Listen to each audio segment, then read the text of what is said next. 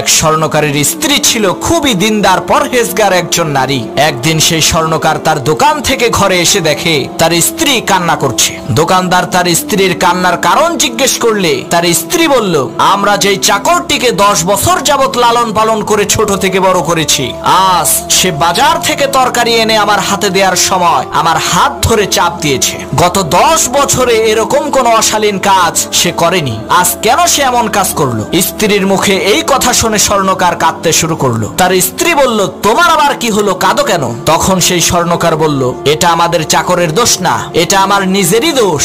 আজকে এক সুন্দরী মহিলা আমার দোকান থেকে চুড়ি কিনতে এসে হাতে পড়তে পারছিল না, তখন সে আমাকে চুড়িটা পরিয়ে দিতে বলে। আমি তার হাত ধরে দেখি তার হাতটা খুবই মসৃণ আর তুলতুলে, তাই খারাপ নিয়তে আমি তার হাতটা ধরে একটা চাপ দিয়েছিলাম। আমার এই অপকর্মের কারণে আজকে আমার বিশ্বস্ত চাকর তোমার সাথে এমন আচরণ করেছে।